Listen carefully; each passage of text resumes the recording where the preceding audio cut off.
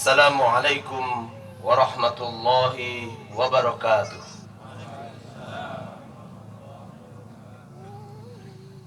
Allahu Akbar, Allahu Akbar, Allahu Akbar, Allahu Akbar, Allahu Akbar, Allahu Akbar, Allahu Akbar, Allahu Akbar, Allahu Akbar, Allahu Akbar kabira, walhamdulillahi katsira, wa subhanallahi bukratan wa asila. La ilaha illallah wahdahu la syarika lah, lahul mulku wa lahul hamdu yuhyi wa yumit, wa huwa ala kulli syai'in qadir. Innal hamdalillah nahmaduhu wa nasta'inuhu wa nastaghfiruh wa na'udzu billahi min sururi anfusina wa min sayyiati a'malina. May yahdihillahu fala mudilla lah wa may yudlilhu fala hadiyalah. Segala puji teruntuk hanya untuk Allah. Nahmaduhu, tempatnya kita memuji, wa nasta'inuhu, tempat meminta, wa nastaghfiruhu, tempat kita meminta ampun. Wa na'udzubillahi min sururi anfusina, hendaklahnya kita pribadi-pribadi, kolektif, kolegial, bersama-sama selalu memohon kepada Allah agar minta kepada Allah. Wa na'udzubillahi min sururi anfusina, agar Allah menjauhkan kita dari keburukan-keburukan diri-diri kita. Wa min sayyiati a'malina, dan dari keburukan-keburukan perbuatan kita. Menyangka kita baik, menyangka berbuat beramal soleh, tetapi di mata Allah buruk, di mata Allah salah. Berdoa kita, munajat kepada Allah. Ya ayyuhalladzina amanu taqullaha haqqa tuqatih wa la tamutunna illa wa antum muslimun. Hendaknya kita senantiasa terus memperbarui ketakwaan kita kepada Allah. Takwa sebenar-benar takwa. Takwa bukan ketika Anda menghamparkan sajadah. Takwa bukan ketika di masjid. Takwa bukan ketika sholat. Takwa bukan ketika Anda duduk dalam majelis pengajian. Takwa dimanapun Anda berada, sahabatku. Takwa dimanapun Anda menempatkan diri, dimanapun Anda bertugas, di jalanan, di pasar, di mall, di mana tempat. Termasuk juga takwa kepada haiwan, menjaga kesolehan terhadap tumbuh-tumbuhan. Takwa seorang mukmin tanpa batas, tidak dibatasi oleh ruang, waktu, dan kepada siapa. Bertakwalah kepada Allah dimanapun Anda berada, maka Allah akan menilai Anda sebagai manusia paripurna, manusia sempurna, insanul kamil, yang Allah sempurnakan kekurangan kita. Allah tutup dosa-dosa kita. Ittaqullaha haqqa tuqatih wa la tamutunna illa wa antum muslimun. Jangan sampai kita mati kecuali kita telah dianggap sebagai seorang muslim. Rugi, sahabatku, sejak dari kecil kita menyandang predikat sebagai seorang muslim, kita menyandang predikat sebagai diri pribadi sebagai orang mukmin, tapi di ujung ayat kita Allah wafatkan kita sebagai orang yang hina, tidak sebagai seorang muslim. Sungguh rugi. Ya ayuhan nasu taqu rabbakum alladhi khalaqakum min nafsin wahidah wa khalaqa minha zawjaha wa batha minhuma rijalan katsiran wa nisaa wa taqullaha alladhi tasaaluna bihi wal arham innallaha kana 'alaikum raqiba. Wahai manusia, sungguh Allah telah jadikan Anda dulu satu, anak cucunya lalu berkembang biak, darinya lalu lahirlah laki-laki dan perempuan. Allah satukan, lahirlah manusia berbagai kaum, berbagai bangsa. Lahirlah manusia berbagai peradaban, lahirlah suku, lahirlah bangsa, lahirlah adat, lahirlah budaya. Semuanya diikat untuk satu tujuan. Anda adalah makhluk Allah, Abdullah. Oleh karena itu berbaik-baiklah dalam hidup. Jaga silaturahim. Jangan putuskan silaturahim Anda kepada ayah, ibu, karib kerabat Anda taulan. Karena sungguh ukuran orang soleh, sungguh ukuran orang mukmin adalah menjaga silaturahim dan menjaga tali kekerabatan serta menjaga tali ukhuwah Islamiyah.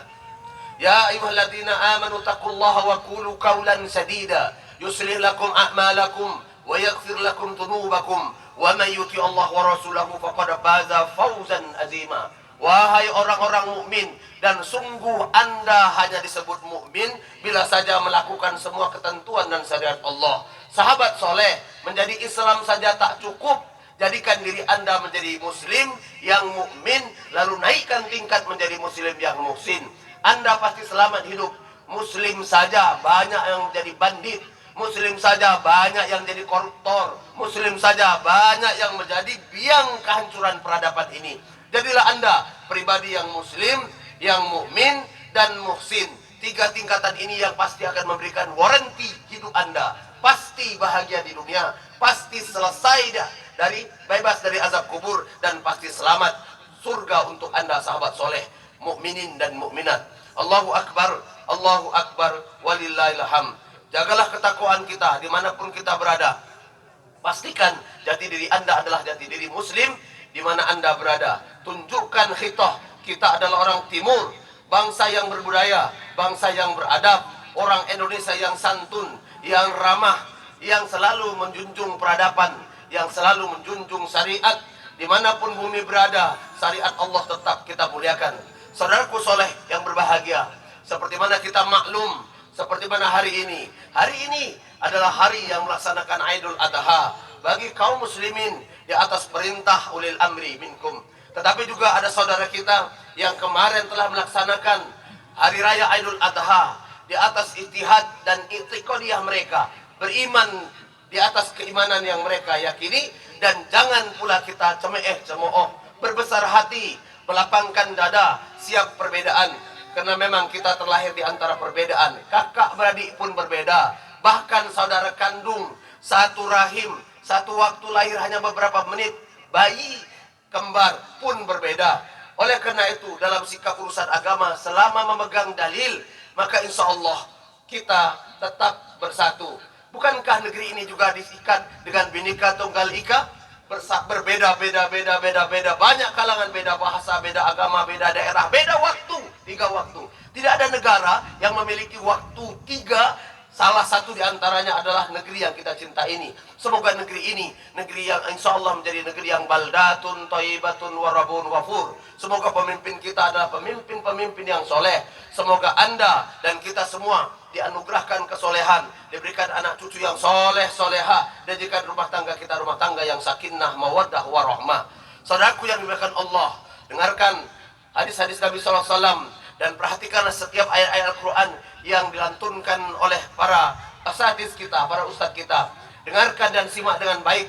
Kalau itu perintah Allah, kalau itu sunnah-sunnah Rasulullah, jangan bangkang, jangan lawan, jangan gunakan akal. Karena persoalan pertama, mengapa kita berbeda? Karena kita gunakan akal. Dan kemudian persoalan kedua, kenapa kita berbeda? Kita dulukan ittiba' hawa, mendahulukan nafsu. Gunakan dan tundukkan akal kita dan nafsu kita dengan perintah dan syariat Allah, dengan sunnah-sunnah Rasulullah Sallallahu Alaihi Wasallam. Allahu Akbar, walillahil hamd. Berlapang-ladalah untuk perbedaan ini. Berbesar hatilah untuk perbedaan ini. Selama perbedaan itu selalu menuju dan memiliki dalil yang kuat. Bukankah Nabi Sallallahu Alaihi Wasallam juga memberikan beberapa contoh? Perhatikan hadis Nabi Sallallahu Alaihi Wasallam, dan ini ada dalam Sahih Bukhari, Sahih Abu Daud, dan diriwayatkan oleh banyak riwayat. Nabi SAW ketika ditanya, satu pertanyaannya yang bertanya orang yang berbeda. Ya Rasulullah, ayyu ahabbu amalu ilallah? Ya Rasulullah, amalan apa yang Allah cinta? Nabi SAW mendengar pertanyaan itu dari sahabatnya, dilihat sahabatnya. Lalu Nabi berkata, apa kata Nabi SAW? As-salatu ala waqtiha. Ya Rasulullah, amalan apa yang Allah cintai? Nabi menjawab kepada orang pertama, sholatlah di awal waktu. Di lain waktu pemuda itu lalu pergi. Di lain waktu Nabi SAW ditanya dengan pertanyaan yang sama. Ya Rasulullah, ayyu ahabbu amal ilallah? Amalan apa yang Allah cintai Rasulullah? Lalu Nabi melihat orang yang bertanya itu. Lalu Nabi berkata, birrul walidain. Amalan yang dicintai oleh Allah adalah berbakti kepada kedua orang tua. Lalu orang yang bertanya itu pergi. Beberapa saat kemudian datang orang yang lain, sahabat yang lain. Ya Rasulullah, ahabbu amalu ahsani ilallah. Ya Rasulullah, amalan apa yang baik, yang ahsan, yang Allah mencintaiku ya Rasulullah? Dilihat pemuda. Lalu Nabi berkata, al-jihadu fisabilillah. Al-jihadu fisabilillah. Lihat Nabi kita, kekasih kita, sahabat soleh, kekasih kita yang mulia, ditanya satu pertanyaan, dijawab dengan jawaban berbeda-beda. Apakah Nabi pelin-pelan? Apakah Nabi mutanakid? Tidak. Nabi tidak pelin-pelan. Nabi tidak membeo. Tapi Nabi menjawab sesuai dengan kadar orang yang bertanya. Makom pertama, orang yang datang pertama adalah ahli Madinah. Orang yang lelet dalam sholat. Orang-orang yang sukar dalam memenuhi sholat di awal waktu. Maka amalan yang baik untuk Anda, sahabat soleh, adalah sholatlah dan belajar sholatlah di awal waktu. Lalu yang datang ada orang kedua yang memiliki konflik dengan rumah tangganya. Konflik dengan ayah, konflik dengan kakak beradik, konflik dengan abang saudara mara, konflik dengan pakcik, tak bertegur ayah, tak menyapa ibu, sakit dan jengkel dengan ayah, ayah dan ibunya dimusuhi, abang adiknya tidak ditegur, kena urusan-urusan sepele, urusan warisan, urusan beda pendapat, lalu berbeda pendapat. Tidak ada yang lebih baik, tak ada yang lebih mulia, tak ada yang dicintai oleh Allah, kata Rasulullah, kecuali birrul walidain. Anda harus berbakti kepada orang tua. Karena konflik yang terjadi pada seseorang, Nabi SAW memberikan jawaban yang terbaik untuk Anda adalah islah kepada ayah dan ibu Anda. Perbaiki hubungan ayah dan ibu Anda. Sungguh ini pelajaran terpenting. Kenapa? Karena sungguh siapapun Anda, wahai para laki-laki, demi Allah, wahai para laki-laki, sesoleh apapun Anda, hafiz Al-Quran 40 kali naik haji, 150 kali pergi umrah, setiap hari puasa, setiap minggu puasa Senin dan Kamis, setiap hari sebulan 3 kali puasa Ayyamul Bid, kurbannya paling besar, tahajudnya paling hebat, duhanya tidak pernah tinggal, ibadahnya mantap, baik. Tapi demi Allah, kalau Anda memusuhi ayah, demi Allah sampai ayah meninggal lalu meninggalkan sakit hati dan jengkel, demi Allah Anda, wahai para laki-laki, perhatikan baik-baik. Kalau Anda memusuhi ibu Anda, lalu Anda lalu tidak taubat kepadanya, tak minta ampun sampai ibu Anda tak ridho, lalu dia meninggal, ayah Anda meninggal di atas ketidakridhoannya, ibu Anda meninggal di atas tidak ridhonya, demi Allah sesoleh apapun Anda, wallahi tidak akan pasti dijamin Allah masuk surga, tergantung di aras Allah sampai datang pengadilan Allah. Apakah besok ayah Anda ridho? Apakah besok ibu Anda ridho? Oleh karena itu pelajaran terpenting dari Idul Adha adalah mendekatkan diri kepada Allah. Begitu syariat kita indah.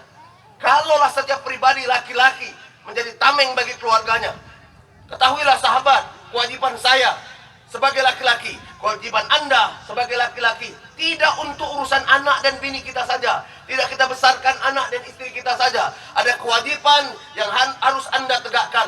Apa itu? Kalau Anda masih punya orang tua, tanggung jawab Anda orang tua Anda, wahai para laki-laki. Kalau Anda masih punya adik perempuan dan dia miskin, dia tak mampu, masih sekolah, Anda bertanggung jawab, bukan dengan anak dan istri Anda. Wahai para perempuan, wahai para ummahat, dengarkan nasihat Rasulullah SAW di hari Aidul Kurban, hari Aidul Adha. Ketahuilah Allah Subhanahu wa taala memberikan syariat. Kenapa kita berkurban? Kita akan bahas kenapa kurban, kenapa harus dilakukan. Allah memberikan petunjuk, Allah memberikan syariat di atas lisan Nabi SAW dan dipraktikkan oleh para sahabat.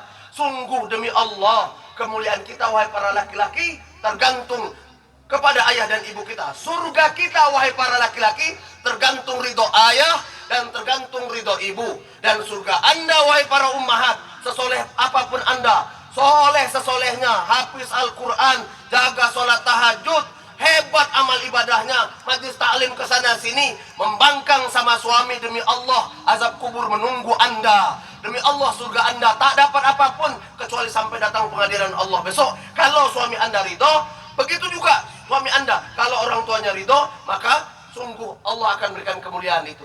Pelajaran terpenting dari Aidul Adha tidak hanya sekedar menyembelih hewan kurban, tapi belajar menjadi muslim al-haqqa, muslim yang sesungguhnya. Allahu Akbar, Allahu Akbar, walillahil hamd.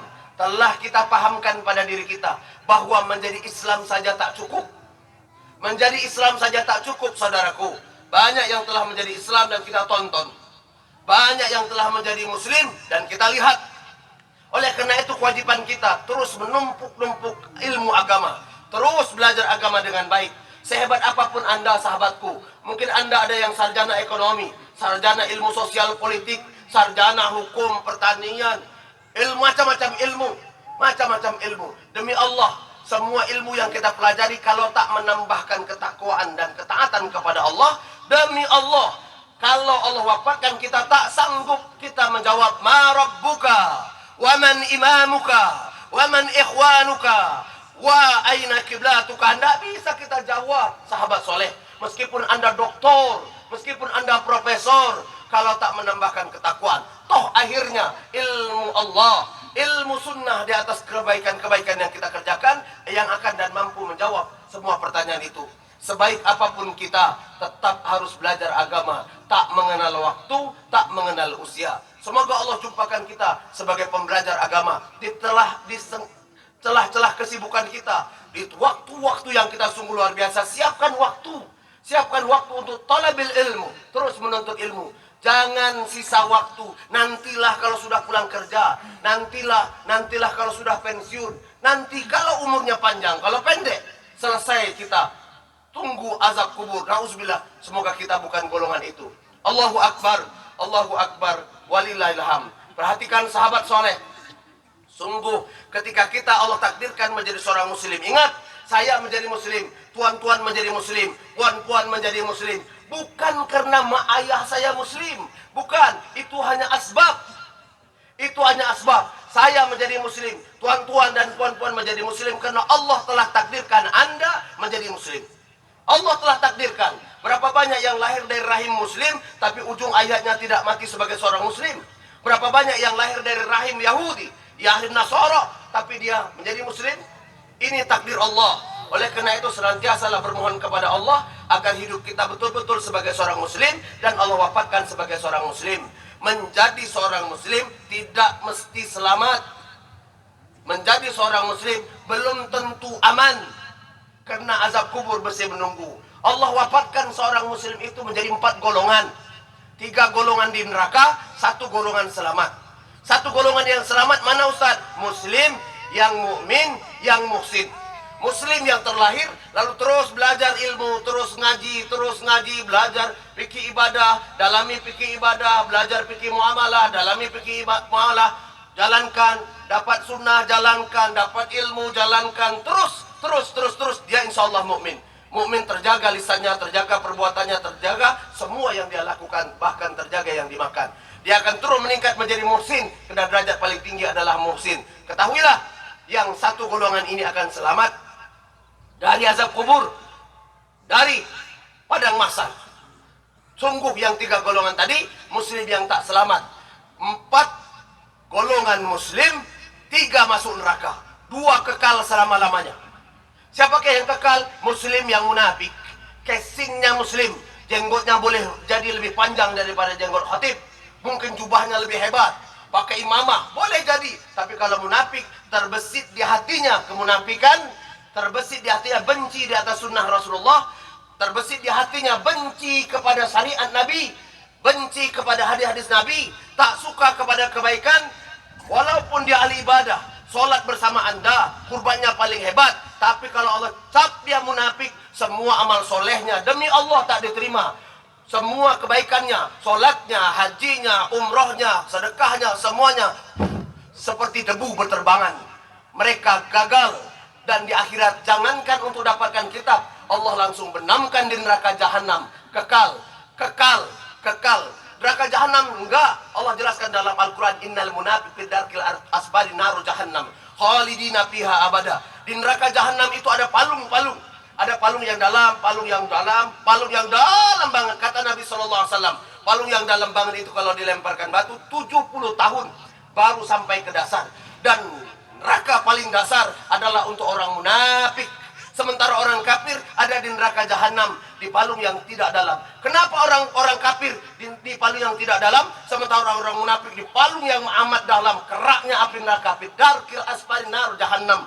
Dikeraknya kenapa? Karena dia tahu hukum, dia tahu halal haram, dia tahu Allah, dia tahu sunnah, dia tahu Al-Quran, tapi egonya, tapi akalnya, tapi nafsunya, tapi hatinya tak tunduk dan tak tunak kepada Allah. Allah cap dia sebagai muslim yang munafik. Casingnya Islam, KTP-nya Islam, namanya Islam, sungguh sangat amat membahayakan semua amal solehnya. Zong. Kita tak ingin itu. Golongan pertama kekal di neraka. Golongan kedua sahabat. Ada orang yang soleh, berulang kalinya haji, tapi dia dicap oleh Allah sebagai orang yang kekal dalam neraka. Kenapa? Dan siapa dia? Muslim yang musyrik. Muslim musyrik. Dia sholat, iya. Dia ibadah, iya. Dia berkorban, iya. Dia puasa, iya. Tapi dia melakukan kesirikan. Sirik secara terang-terangan atau sirik secara diam-diam. Bentuk kesirikan sungguh teramat banyak. Tapi setiap satu kesirikan akan membawa konsekuensi keburukan meskipun itu dia muslim. Dua golongan. Satu golongan yang masuk neraka tapi tidak lama. Siapa dia? Muslim yang fasik. Muslim yang munafik kekal selama-lamanya. Muslim yang musyrik kekal selama-lamanya. Muslim yang fasik tidak kekal.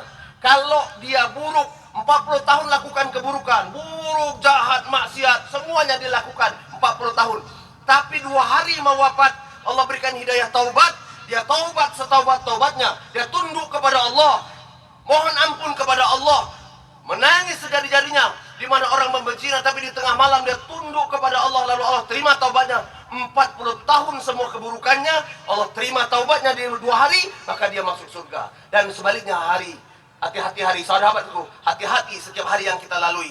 Jangan pernah Anda merasa sombong. Kami orang masjid, kami orang dakwah, kami 40 tahun ahli ibadah, 40 tahun akhi, kemana penjuru dunia terus berdakwah, terus kebaikan, sholat, sunnah, ibadah-ibadah lain.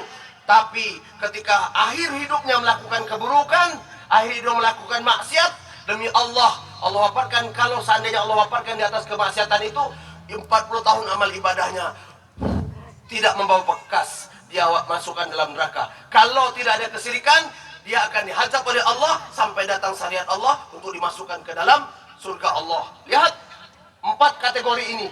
Anda yang mana sahabatku?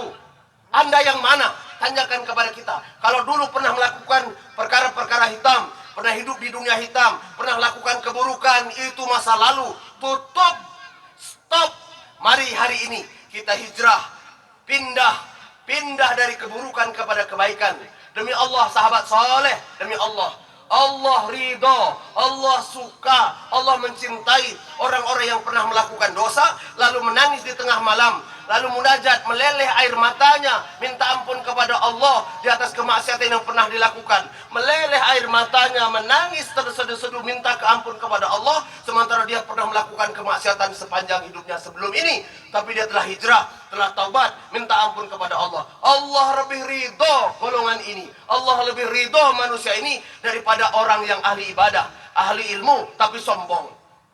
Saudaraku yang dimuliakan Allah, Idul Kurban, ada hari raya yang mulia dan agung. Mari kita belajar dengannya. Mari kita belajar, karena hari raya Idul Kurban adalah menunjukkan kedekatan kita. Kurban, qarib. Hanya orang yang dekat dengan Allah yang mampu melakukan kurban. Dalam istilah agama, dalam istilah fikih disebut dengan adhiyah. Dalam istilah Al-Quran disebut dengan nahar. Seperti mana dalam surah Al-Kautsar, fasholli li rabbika wanhar. Tegakkan sholat Idul Adha dan kemudian sembelihlah hewan kurban. Kenapa harus menyembelih hewan kurban? Di antara hikmahnya adalah menambahkan keimanan Anda. Di antara hikmah yang kedua adalah menumbuhkan rasa empatik dan rasa mengikis rasa bakhil, rasa pelit dalam diri Anda. Saudaraku yang dimuliakan Allah, kita ini bakhil dengan nikmat Allah. Kita bakhil, kita pelit. Untuk urusan-urusan yang dunia kita berlomba-lomba. Kita berlomba-lomba. Allah meminta dari harta yang Allah berikan kepada Anda sedikit saja. Kalaulah seandainya Anda menabung 1 hari 5.000 rupiah, maka demi Allah Anda setiap 11 bulan telah dapat 1 ekor kurban. Telah dapat 1 ekor kurban. Berapa banyak yang tidak mau berkurban alasannya tidak punya uang? Alasannya tidak punya uang, tidak cukup uang. La ilaha illallah. Anda sahabat soleh, saya perlu ingatkan, sanggup kredit mobil, sanggup kredit Honda. Oke?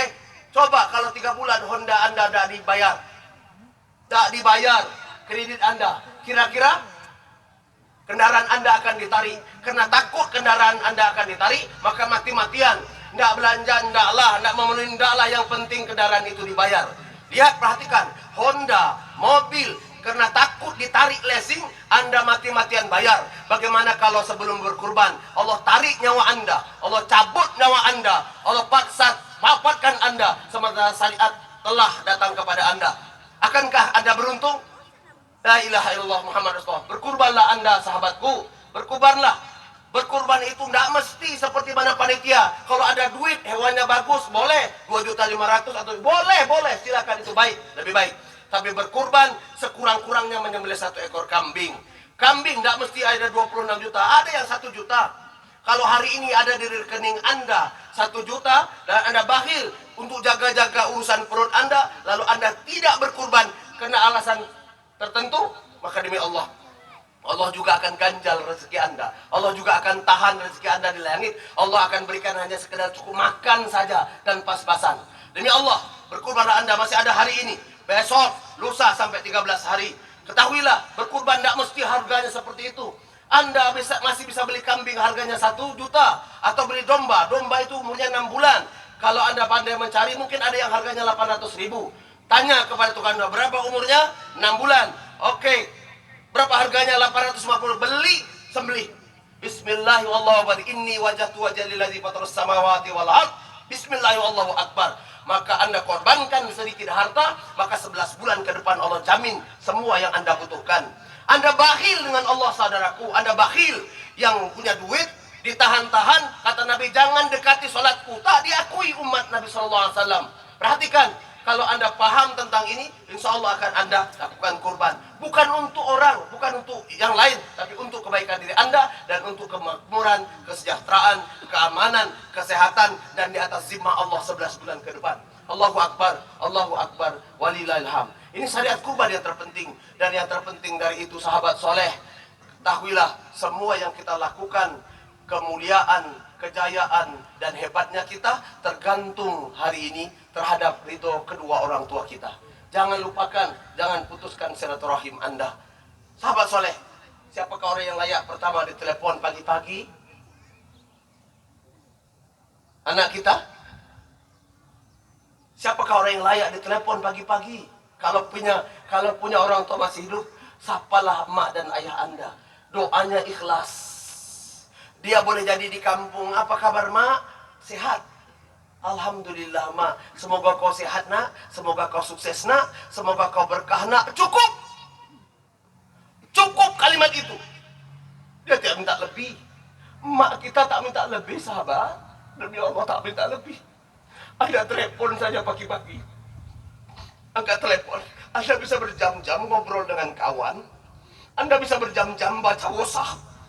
Anda bisa berjam-jam upload sesuatu yang tak berfaedah. Tapi hari ini Anda tak hubungi mak Anda kalau masih hidup, tak hubungi ayah Anda, cukup 2 menit. Ma, apa kabar?